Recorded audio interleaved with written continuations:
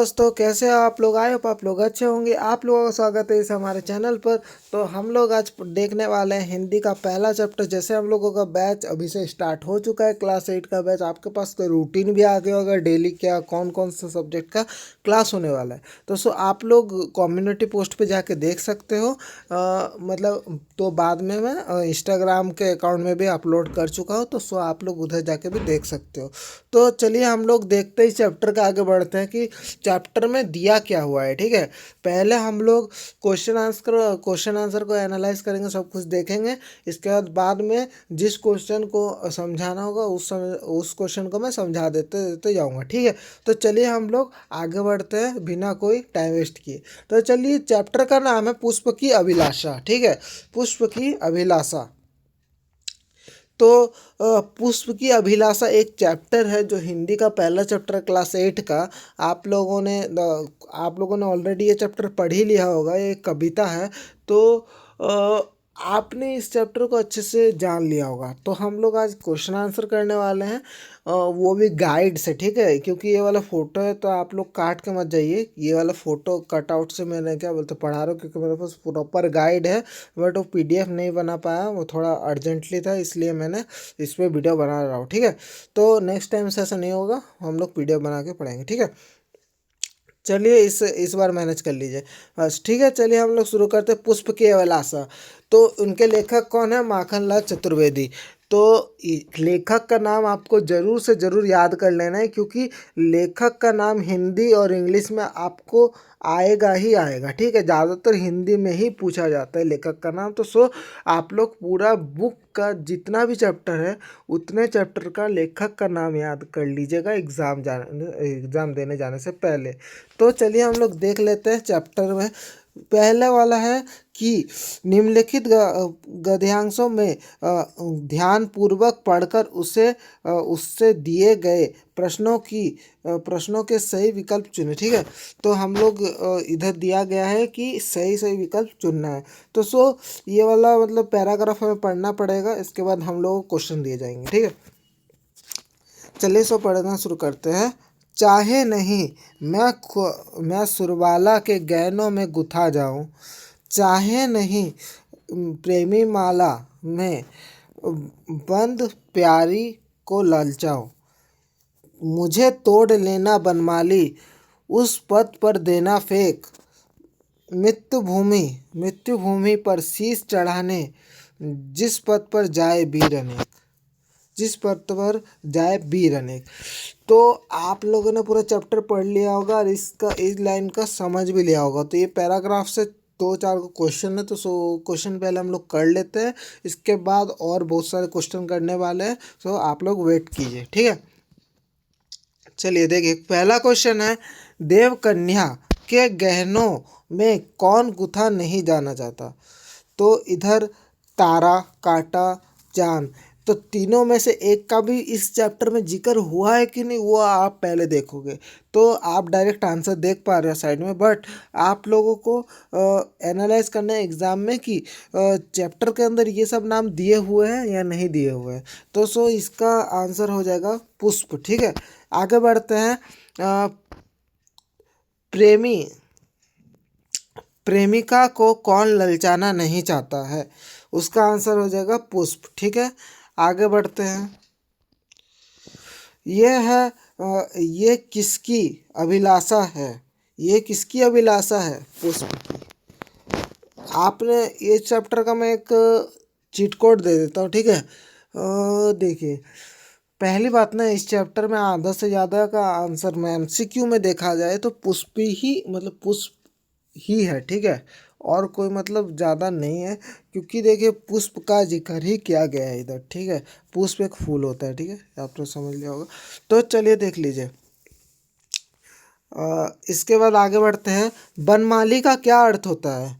बनमाली का क्या अर्थ होता है? आप लोगों ने चैप्टर में पढ़ा होगा। ये क्वेश्चन 101% आएगा, मैं आपको कंफर्म बता रहा हूँ। ये वाला क्वेश्चन ना आपको याद करके ही जाना है, और आप नहीं आया तो बाद में मेरे को कमेंट में बताइएगा एग्ज़ाम के पहले। तो देख लीजिए, क्वेश्चन है बनमाली का क्या अर्थ होता है, क्योंकि मैंने भी एग्ज़ाम जब दिया था क्लास 8 का तब ये क्वेश्चन आया था, और मैं जो 3-4 साल से प्रीवियस ईयर क्वेश्चन पेपर्स का वीडियो बनाते आ रहा हूँ, तो मतलब बना रहा था, तो उसमें से भी मैंने ये क्वेश्चन देखा था। ठीक है, तो आप लोग जैसे देख रहे हो, इसका आंसर हो जाएगा वन का माली। ठीक है, वन का माली। आगे बढ़ते हैं, यही लास्ट है मतलब इसमें, और आगे हम लोग पढ़ने वाले हैं प्रॉपर एमसीक्यूज। ये वाला जो मतलब पैराग्राफ दिया गया था उससे पूछा जा रहा है बस।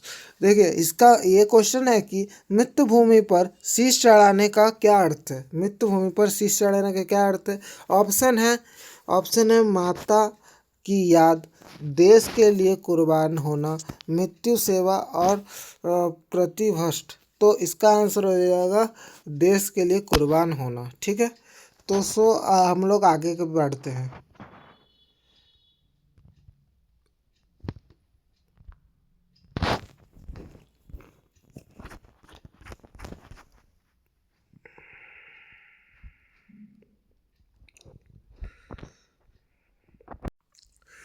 चलिए हम लोग क्या बोलते हैं देखते हैं अब एमसीक्यूज। ठीक है, हम लोग फटाफट फटाफट देख लेते हैं। पुष्प की अभिलाषा शीर्षक कविता में कवि कौन है। तो कविता में कवि होते हैं और कहानी में लेखक होते हैं, इतना आपको बेसिक नॉलेज होगा ही। तो इसके इसके लेखक कौन है, माखनलाल चतुर्वेदी। तो आगे बढ़ते हैं, ये क्वेश्चन इंपॉर्टेंट है, मैं आपको बताते जा रहा हूँ इंपॉर्टेंट कौन कौन से, इसको आप लोग नोट कर लीजिएगा। ठीक है, ये क्वेश्चन आएगा ही आएगा। और कवि के जो जो भी कवि है सबके नाम याद कर लीजिएगा, क्योंकि एग्जाम में कम से कम 2 से 3 प्रश्न कवि से ही आएंगे कि कवि कौन है। तो चलिए आगे बढ़ते हैं। आगे है कि प्रेमिका को कौन ललचाना नहीं चाहता है।